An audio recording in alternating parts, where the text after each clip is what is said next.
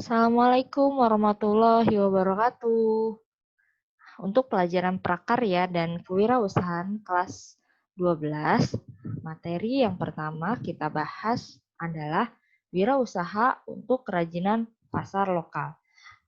Untuk pengampunya masih tetap sama dengan saya, Bu Kiki. Nah, semoga semuanya selalu sehat dan tetap dalam lindungannya. Oke, kita lanjut ke materi. Perencanaan usaha untuk kerajinan pasar lokal itu apa sih? Nah, pasar terjadi karena adanya perminatan dari pembeli dan penawaran dari penjual. Potensi pasar dapat diketahui melalui dua pendekatan. Ingat ya, pendekatan yang pertama ada pendekatan peminatan. Pendekatan peminatan itu adalah dengan mencari tahu kebutuhan sasaran pasar. Yang kedua, pendekatan penawaran. Pendekatan penawaran ini mengandalkan pada kemampuan kewirausahaan membuat produk inovatif.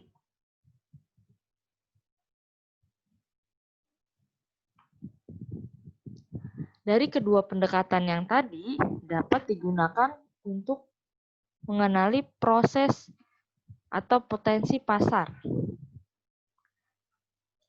Nah, kebutuhan pasar lokal dapat diketahui dengan melakukan pengamatan terhadap pasar sasaran. Ide pengembangan kerajinan untuk pasar lokal juga dapat diperoleh dengan mengenali kebiasaan di daerah setempat. Selain itu, desain adalah sebuah produk atau mekanisme yang mendorong, mengolah, dan mensintesa lahirnya sebuah dimensi kepraktisan. Penggunaan bahan limbah untuk didesain menjadi sebuah produk kerajinan tidak semudah perkiraan orang. Kita perlu mengetahui dan memahami prinsip dasar yang membangun kesadaran bahwa mendesain bahan limbah adalah merupakan proses menata ulang kebermanfaatan dari sebuah produk yang telah hilang nilai gunanya. Itu ya. Dari penjelasan yang tadi, terdapat 6 tata kelola desain berkelanjutan yang dikemukakan oleh Victor Papanek, salah satu ahli. Yang pertama ada metode. Metode itu konsep yang diulas dalam dua pandangan, yaitu episteme dan teknik. Episteme adalah pengetahuan yang melibatkan daya serap, imajinasi, dan abstraksi. Sedangkan teknik adalah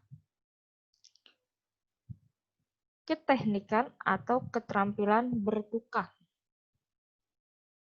Yang kedua ada asosiasi, yaitu kemampuan menghubungkan antara gagasan dengan kemampuan panca indera dengan menggunakan gambar, bagan, tulisan, atau lain sebagainya. Yang ketiga ada estetika.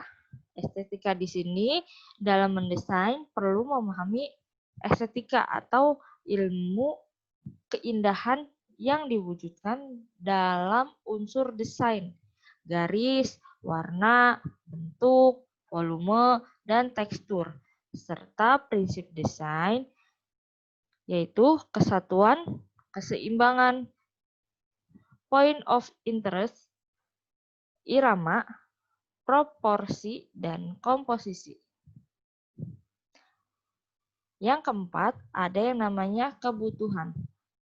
Merumuskan kebutuhan bukanlah sesuatu yang mudah.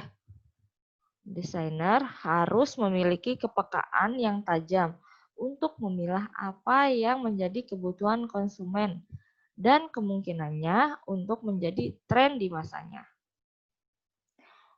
Yang kelima ada telesis. Pemahaman fungsi yang mengubah desain dari suatu yang sifatnya personal menjadi lebih komunal. Telesis adalah fungsi desain yang berusaha mewadahi dimensi sosial dan budaya pada tempat desain tersebut dibutuhkan dan digunakan. Itu ya. Yang keenam, kegunaan. Kegunaan ini dalam mewujudkan fungsi guna yang baik, tentunya seorang desainer harus mempertimbangkan siapa yang akan menggunakan user dan objek dari kegunaan desain tersebut. Maka perlu pemahaman tentang ergonomi, yaitu ilmu tentang hubungan antara manusia, mesin yang digunakan, dan lingkungan kerjaan. Gitu. Nah, yang selanjutnya ada sumber daya usaha yang dibutuhkan. Sumber daya usaha yang dibutuhkan untuk pasar lokal itu apa aja sih? Nah, yang pertama, sumber daya yang dibutuhkan adalah bahan baku, teknik, dan alat, serta keterampilan. Yang kedua, dapat dilihat dengan potensi bahan baku, potensi teknik, dan keterampilan yang ada di daerah tersebut. Kayak gitu ya. Jadi ada 2 poin penting dari sumber daya usaha yang dibutuhkan. Yang pertama ada bahan baku, teknik, dan alat serta keterampilan. Yang kedua, dilihat dari potensi bahan bakunya dulu. Lalu potensi teknik dan keterampilannya ada nggak sih di daerah tersebut? Gitu. Yang selanjutnya, perencanaan produk didasari beberapa faktor pertimbangan, yaitu fungsi produk, ada penggunaan produk, ada material, ada teknik pembuatan, ada nilai estetis, dan ada harga jual. Jadi perencanaan produk ini diingat-ingat ada beberapa faktor pertimbangannya ya, diingat. Ada fungsi produk yang pertama, yang kedua penggunaan produk, yang ketiga material, yang keempat teknik pembuatan, yang kelima nilai estetis, dan yang keenam harga jual. Jadi diingat 6 perencanaan produk.